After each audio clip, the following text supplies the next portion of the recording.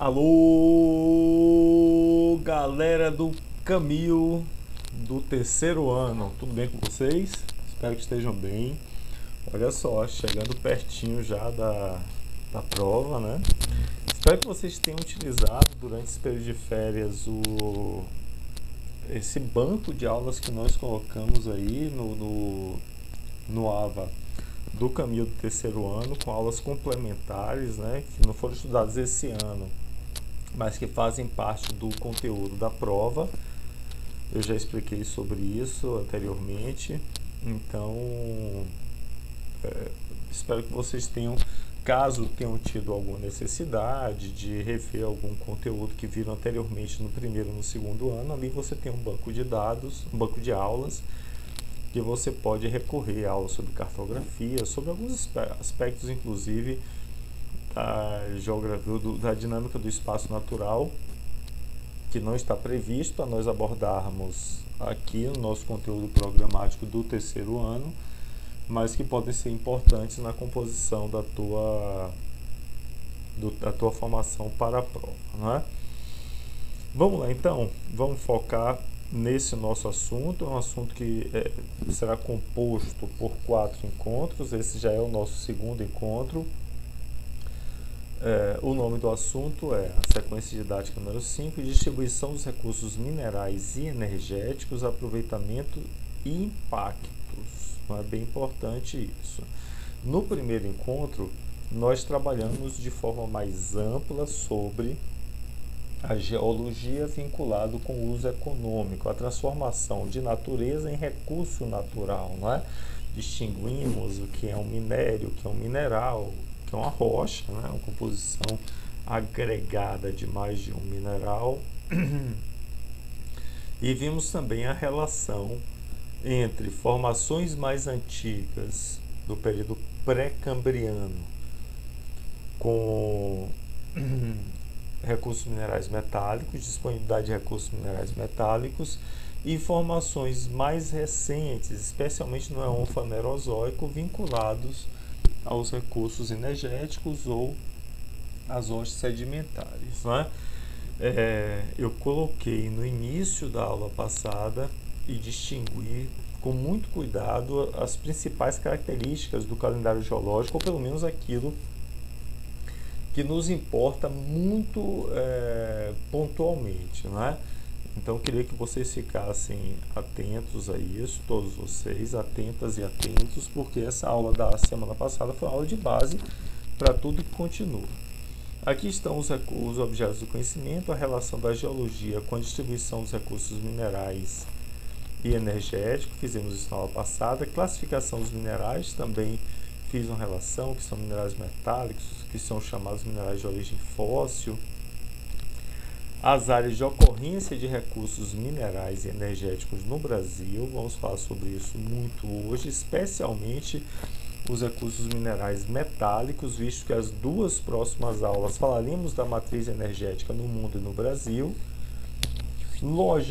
A lógica e as dinâmicas inerentes aos projetos de produção e beneficiamento de minerais brasileiros, alguma coisa falaremos hoje, e o aproveitamento e os impactos ambientais relacionados à exploração mineral. Então esse é o rol de objetos vinculados a esse assunto, e o foco da aula de hoje é a busca pelo entendimento da disponibilidade de recursos minerais no Brasil e o seu uso, né? Bem como falar um pouco dos impactos. Só relembrando, os recursos minerais são amplamente explorados por vários países, alguns países do mundo, desculpem.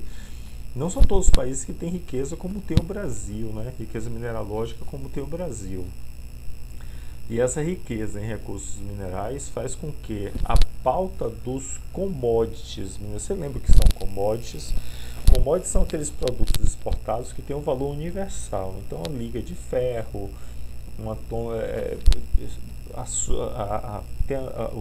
tem os commodities agrícolas e minerais, né? Tá certo? Então, quando eu falo de uma saca de soja, por aí vai, eu estou falando de commodities agrícolas. Commodities minerais, óbvio, vinculados à exploração mineralógica. Esses produtos têm valor universal. Fazem parte parte importante da pauta de exportações brasileiras, porque são de grande volume, mas tem pouco valor agregado. O que é que significa pouco valor agregado? Eles não sofrem tantas transformações, é a extração, no máximo ali, uma transformação intermediária para depois serem exportados. É diferente de você exportar produtos manufaturados, que aí um carro, um computador tem muito valor agregado embutido nele, e apesar do volume não ser o mesmo dos commodities, eles têm um valor do produto maior, né? No caso da pauta de exportações brasileiras, os commodities minerais e agrícolas são absolutamente importantes. Nós exportamos tanto comida como minerais para vários países do mundo, com destaque China, Estados Unidos e Europa, destaque fortíssimo. Isso alavanca a economia brasileira, é importante, só que apesar do volume de exportação, o valor agregado a esse volume é inferior ao que seria de produtos manufaturados. Espero que tenha ficado claro essa primeira conversa nossa, porque é fundamental para entender, inclusive, a importância desses produtos para a economia brasileira. Esse assunto você vai encontrar no livro 2, capítulo 20, e também no suplemento de revisão, temas 11 e 12. Aí tanto o assunto recursos minerais como energéticos, viu? Bom, esse é um mapa de base para nossa conversa. Aí, professor, mas aí não tem nada de recursos minerais. Pois é, não tem. Esse é um mapa da estrutura geológica brasileira e ele vai ser fundamental para nós entendermos a riqueza e onde estão esses recursos minerais. Então, esse mapa aqui é um mapa de base para discutir disponibilidade. Quando você vai fazer uma exploração, vai fazer a prospecção, que seria a pesquisa e exploração de um determinado recurso, você precisa saber o que está no subsolo, qual é a estrutura do subsolo. Essa é a ideia e por isso que nós vamos precisar disso. Cai muito em prova, né? Galera, esse mapa aqui não é mapa de relevo. Relevo é a morfologia, como que está aqui fora, na superfície. Esse mapa é um mapa do interior, da formação pedológica, ou seja, das rochas, formação geológica, esse conjunto que embasa o que está por cima. Tá bem? Então, para explorar o subsolo, eu preciso saber da composição geológica. Por isso esse mapa ganha muita importância, não é? Então, vamos comigo aqui. As porções mais escuras, o marrom aqui, são os núcleos cratônicos. Você lembra o que é isso? Vamos lá? Os crátons são as rochas mais antigas do planeta. Eles podem estar lá embaixo, formando plataformas onde aparecem outras coisas em cima, como bacias sedimentares, ou eles podem estar sobre a superfície, chegando aqui à superfície, formando uma forma muito comum da gente chamar, são os escudos cristalinos. Vocês já ouviram isso com certeza, né? As unidades geológicas são três, então: os crátons, os dobramentos e as bacias sedimentares. Tá bem? São três. Não são unidades de relevo, são estruturas geológicas, ou macro estruturas geológicas. Aqui no Brasil, você tem essas porções aqui, ou seja, A1, que é o cráton amazônico, tanto ao norte como no sul. O 2, importantíssimo, né? Que é a formação cratônica do São Francisco, pega o centro da Bahia, centro de Minas Gerais, e o 3, que pega aqui Goiás, Tocantins, o maciço mediano de Goiás. Essas regiões são regiões absolutamente ricas em recursos minerais metálicos. Já visto aqui, você ter o projeto Carajás, aqui o quadrilátero ferrífero, Chapada Diamantina, tá bem? Sobre isso a gente vai falar adiante. Faixas móveis, esses de formação laranja, não é? Sem formações orogenéticas. Como assim faixas móveis, professor? são formações também antigas, que no período, ali na transição do pré-cambriano para o Éon Fanerozoico, houve o chamado movimentação do ciclo brasiliano. Eram formações muito altas, eram dobramentos antigos, hoje bastante rebaixados pela ação dos agentes externos. Então eu posso considerar que essas formações de cor laranja também são formações antigas, também vão ter riqueza em recursos minerais metálicos. E depois vem então as bacias sedimentares, que são áreas de deposição. Não confunde bacia sedimentar com planície. Planície é a unidade do relevo. Bacia sedimentar é uma estrutura geológica maior. Normalmente, as bacias sedimentares são terras mais baixas que receberam muita deposição de sedimentos. Aí você tem grandes conjuntos com forte destaque ao A, bacia sedimentar amazônica, aqui em cima. B, bacia sedimentar do Parnaíba, então quase uma continuidade aqui, não é? E C, a bacia sedimentar do Paraná, imensa, pegando boa parte dos estados do sul, mas não somente, né? Toda essa área aqui do oeste de São Paulo, Triângulo Mineiro, sul de Goiás, Mato Grosso do Sul e partezinha do Mato Grosso. Além disso, você tem bacias sedimentares costeiras, né? A letra E e uma específica que é a bacia sedimentar do Recôncavo. Nas bacias sedimentares você vai encontrar formações rochosas mais recentes e por conta disso é nela que você vai encontrar os minerais de origem fóssil, petróleo, carvão mineral, gás natural, tá certo? Além de rochas sedimentares. Essa conversa nossa é a base da aula de hoje. Um outro mapa que eu coloco adiante é praticamente a mesma estrutura, baseado no Jurandir Ross, as grandes estruturas do território brasileiro.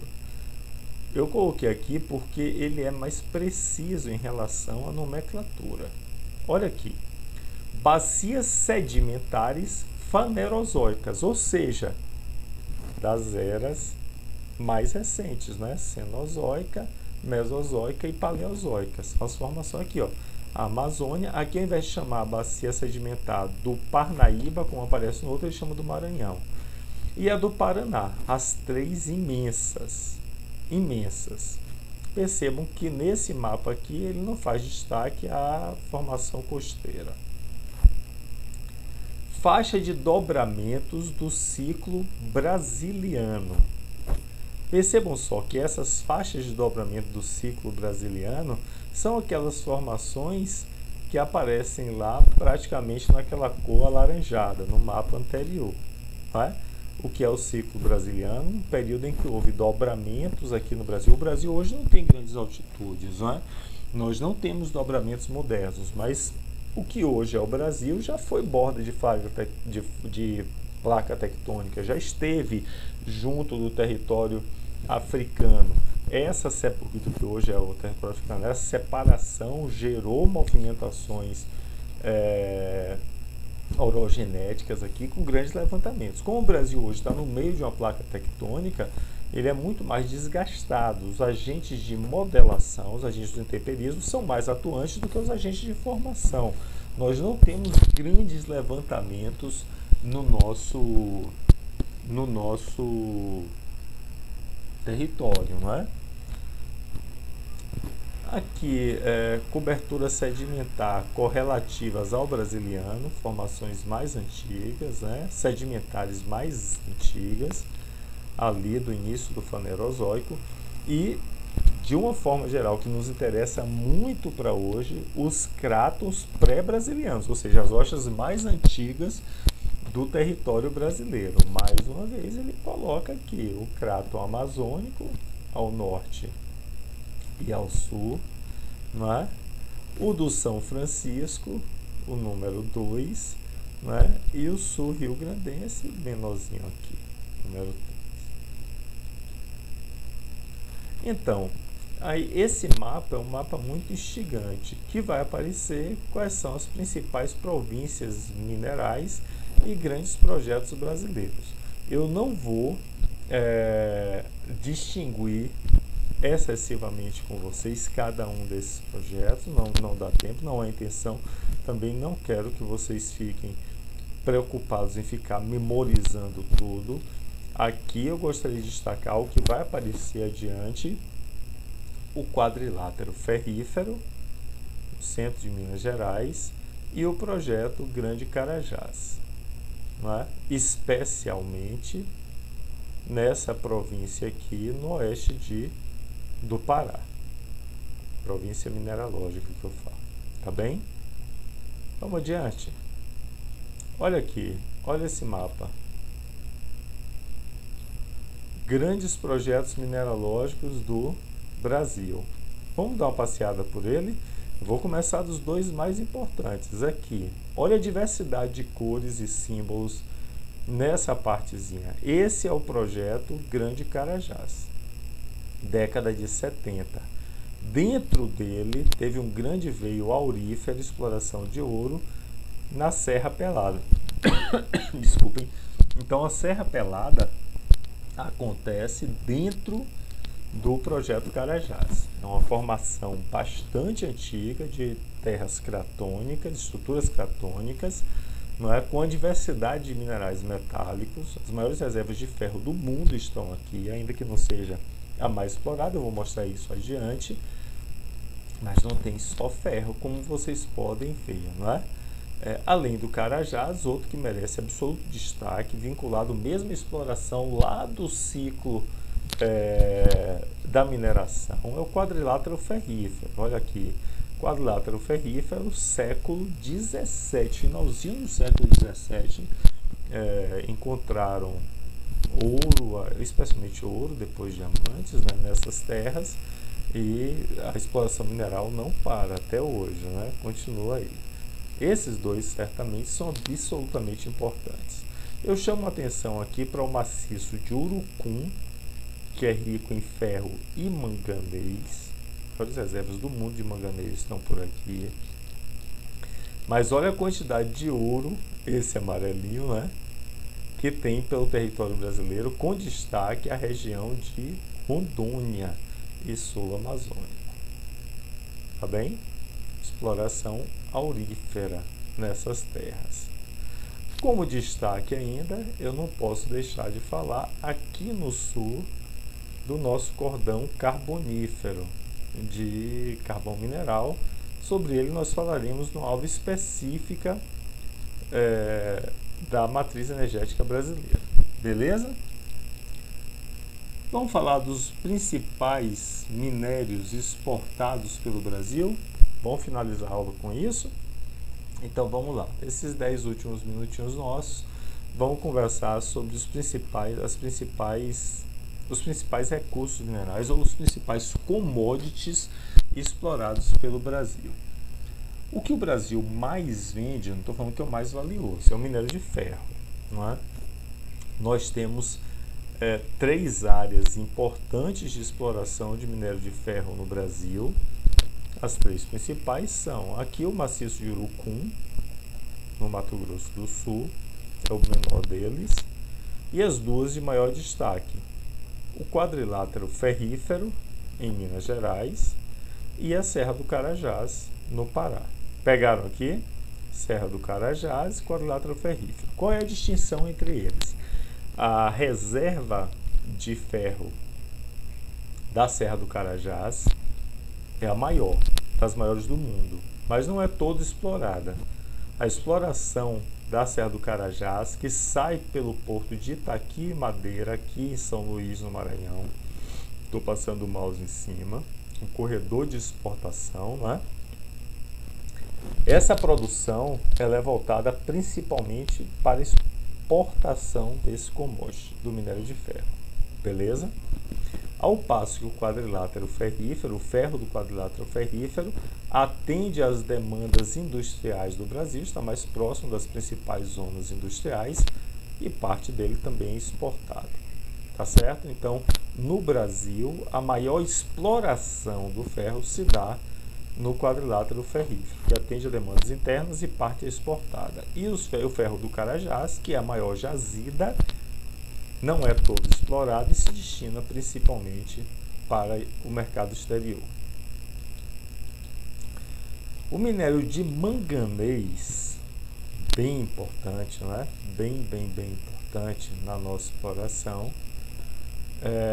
Aqui você tem a produção em 2016, né? A maior reserva está aqui no maciço de Urucum, mas você percebe que, mais uma vez, olha só, Carajás e quadrilátero ferrífero, não é?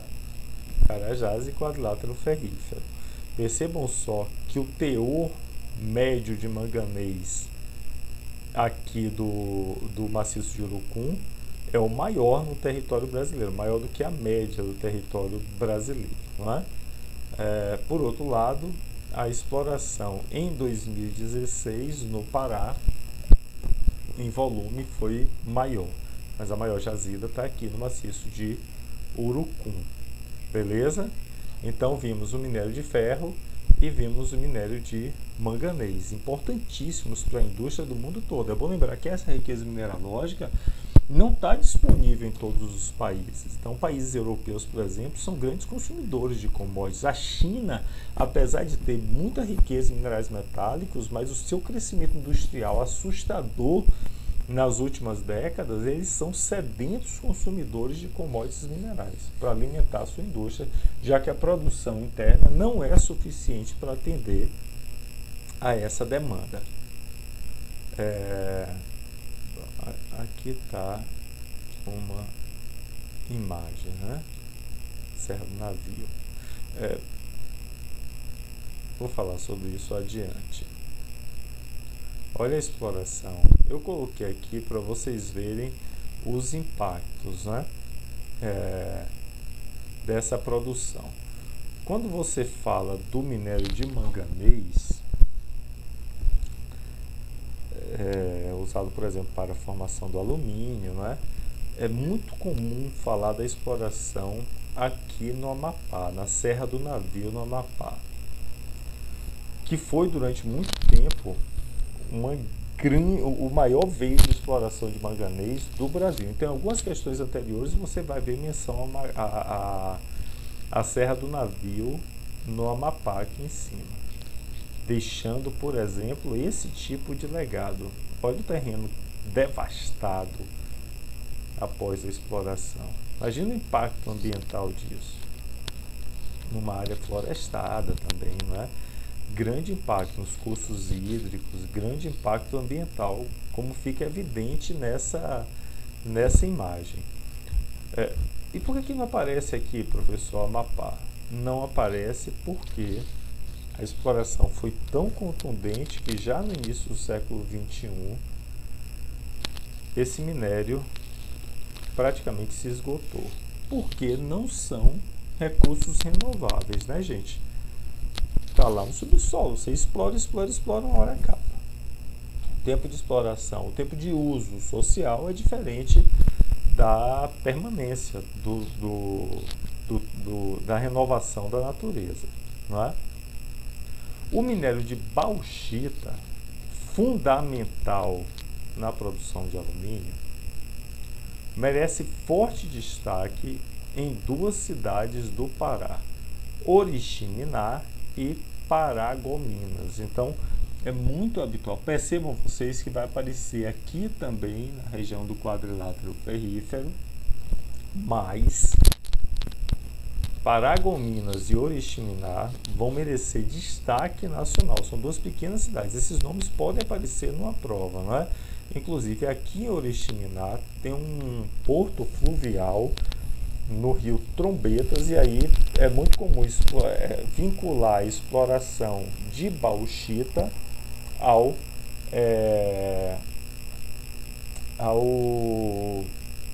projeto do Vale do Rio Trombetas, que fica aqui junto ao município de Oriximiná. Caiu recentemente na prova da SPSEX uma questão muito instigante, colocando esses minerais que eu estou pondo aqui as principais áreas de exploração. A SPSEX gosta muito desse tipo de questão, ainda que você possa argumentar, é uma questão memorativa, professor.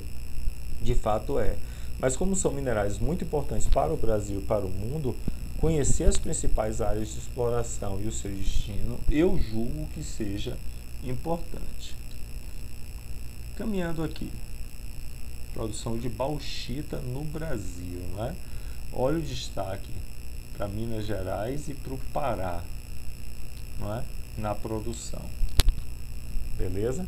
Produção do Pará cresce enormemente a partir daquelas duas regiões e leva consigo a produção do Brasil. Você vê que a produção em Minas Gerais, comparativamente, é bem menor em relação ao do Pará, com destaque, repito, para Paragominas e Oriximiná. Aqui você tem um mineral bem importante para as indústrias de eletroeletrônicos e aviação, né, que é o nióbio. O Brasil é o país do mundo que tem a maior reserva de nióbio do mundo e responde por quase 90% da exportação desse minério, na produção e exportação desse minério.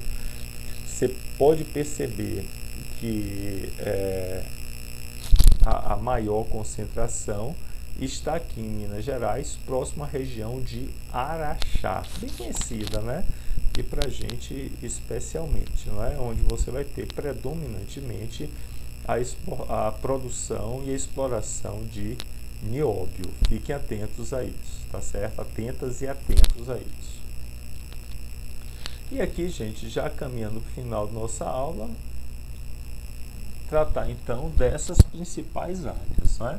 Olha a Serra do Navio que eu falei aqui em cima, não é? Ainda aparece aqui um mapa mais antigo fazendo menção ao manganês. Perceba que o manganês vai aparecer no maciço de Urucum, no quadrilátero ferrífero, na Serra de Carajás e cá em cima na Serra do Navio. Hoje o destaque, apesar de estar aqui baixa qualidade e pequena produção, o aumento da exploração do manganês no maciço de Urucum foi bastante grande nos últimos anos, tá certo? Você vê que ele destaca essas regiões. A Serra do Carajás, como eu falei, de alguma forma já foi esgotada, dada a exploração contínua do final do século XX e mesmo iníciozinho do século XXI. Eu tive lá recentemente, há uns 2 anos, em Macapá, e fui ao porto da Serra do Navio, e você vê, por exemplo, sinais de uma cidade fantasma, né? De algo que já teve grande uso, mas algumas estruturas que estão sendo deixadas por conta do esgotamento desse veio mineralógico. Esse é um impacto socioambiental também, não é? Às vezes você faz uma exploração tão intensa do recurso, sem nenhum controle de uso, e o esgotamento desse recurso cria um esvaziamento demográfico nessas estruturas que foram montadas por aí, não é? Eu chamo muito a atenção de vocês para Carajás e quadrilátero ferrífero. Você vê que o destaque dessas duas é o ferro, mas tanto o Carajás quanto o quadrilátero ferrífero se destacam muito pela imensa diversidade de recursos minerais. Olha o nióbio aqui em Araxá, não é? Se eu não me engano, esse é dos nossos últimos slides. É muito mais aqui uma ratificação, não é, das informações. Mais uma vez, olha aqui, manganês e ferro no maciço de Urucum. Tá vendo Corumbá, maciço de Urucum. Olha a presença aqui em cima, importante isso, não é? Cassiterita, estanho em Rondônia e ouro, tá bem? Importante isso, cassiterita, estanho e ouro. Olha só, galera, manganês aqui em cima, né? Na Serra do Navio, olha aqui, Serra do Navio, uma parte que nós falamos, tá bem? Bem importante. Mas eu queria chamar muito a atenção para vocês a concentração e diversidade na Serra do Carajás, Complexo Carajás e no quadrilátero ferrífero, tá bem? Detalhe também para as colorações. Percebam vocês que tanto era arqueozoica como era proterozoica, são duas eras de toda a dimensão temporal pré-cambriana, ou seja, as formações mais antigas, formações rochosas mais antigas do planeta. Beleza? Esse mapa aqui, eu trouxe 3, 4 imagens com estratégia de ratificação, não é? Para que você veja e veja mais uma vez e veja outra vez. Aqui em cima vai aparecer o manganês e aqueles principais que eu falei, não é? Olha o estanho aqui, que vem da cassiterita, né? Rondônia com grande destaque. Olha a diversidade de cores no complexo Grande Carajás. Da mesma forma no centro de Minas Gerais. Olha a grande concentração. É claro que não são só essas as áreas de exploração, não é? Mas merece destaque. Olha os minerais não metálicos. Importante isso para você entender a classificação, não é? Calcário, diamante, sal marinho. Calcário e sal marinho, formações sedimentares, né? Nas bacias sedimentares. Vai aparecer também um destaque aqui ao carvão, cinturão carbonífero no sul do país. Sobre ele a gente vai falar um pouco mais na próxima aula. E o petróleo em terra, porque a maior parte do nosso petróleo é de exploração offshore, em águas, né? Em águas profundas, a plataforma continental, enfim. Mas em terra, o petróleo vai aparecer em áreas sedimentares, né? Tanto na faixa costeira, inclusive no Nordeste, como no interior aqui da região amazônica.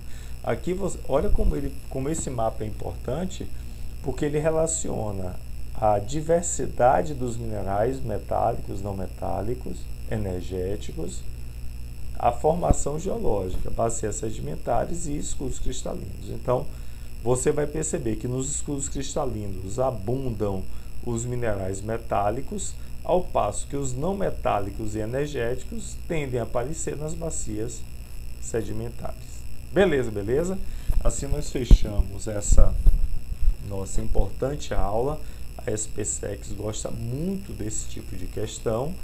Na próxima aula nós vamos começar a discutir de forma mais intensa matriz energética mundial brasileira, comparativamente, impactos ambientais de cada uso, histórico de cada um dos principais recursos energéticos globais. Valeu, gente! Beijo, tchau, tchau!